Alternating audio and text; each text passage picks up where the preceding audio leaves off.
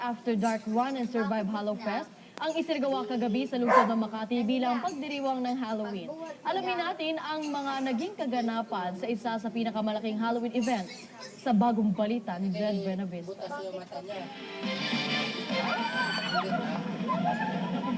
Ganito ang senaryo ng aming naabutan sa kahabaan ng Makati Central Business District. Animoy ambing sa ilang eksena sa sikat na TV series na The Walking Dead. Sino ba naman ang hindi mapapatakbo sa takot kung ganito ang itsura na tatambad sa inyong harapan? Pero hindi lang katatakutan ng hatid ng mga zombies na ito dahil isang challenge ang naghihintay para sa mga kalahok. Ito ang Makati After Dark Run and Survive Hollow Fest, isa sa mga sinasabing pinakamalaking Halloween event sa taong ito.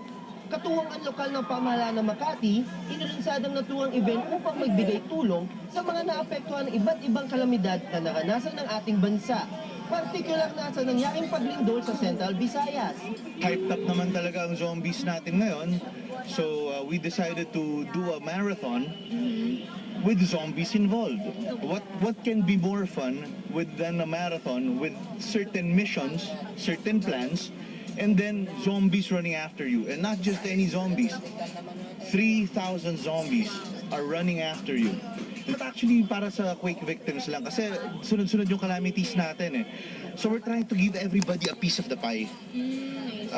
Kung kaya nating makatulong sa lahat, bakit hindi? Although mas immediate syempre ang earthquake victims natin. Kaya lang kasi with the typhoons, with the environment collapse nung kailan lang na nagkaroon naman ng oil spill. So may mga ganun tayong aspects na kailangan nating tutukan para lahat mabigyan natin ng pagkakataong makabangon. Di tulad na nakagawi ang fun run, kailangan makalagpas sa mga runners sa mga nakabantay na zombies. Kailangan din nilang ingatan ang kanilang yellow flag na nagsisilbing lifeline nila. Itong run na to, para siyang zombie apocalypse na type, na ang nangyayari, each participant na human, meron silang 5 lives. Ito yung mga life nila.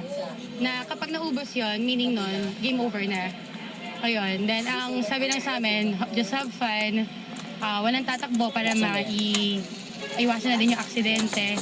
And feel the Halloween spirit na lang. So yung mga zombies kasi kailangan wala silang body contact sa so yung goal lang nila is makuha yung flag.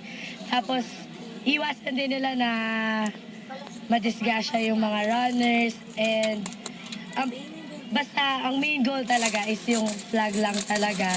And di ba zombies, so aambahan lang nila, tatakutin lang nila yung mga runners. Halo-halo naman ang naging reaksyon ng mga tao. May natakot, nagulat, kinabahan at meron din namang nabuong bagong pagkakaibigan. Pero ang pinakamalaga ay nag-enjoy lahat ng kasali. Kasama na rin ang mga taong nakasaksi sa kakaibang fun run na ito. This is the first time that I attended for the fun run.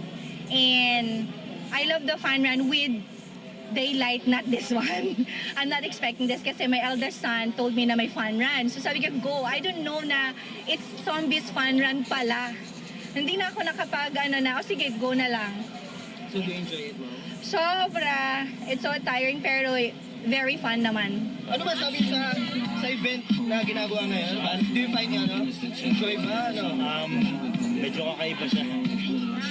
Kakaiba kasi sa road pa ng Makati, tas may zombie. Do you find interesting? Iba yung mga nag-ano sa'yo? Stick naman, stick. Medyo bago. Medyo naayot sa panahon. Anong masabi niyo sa event? Is this your first time? First time. So what can you say about this event? Exciting. Saya. Saya. Magkaibigan ba kayo or ano? Hindi, nagkasabay lang kami sa colony. So, Hindi kami magkakilala. In my country, we don't really have events like this. Maybe in big cities like London. Yeah, but I've never seen anything like that. Is it what? A good vibes? A happy?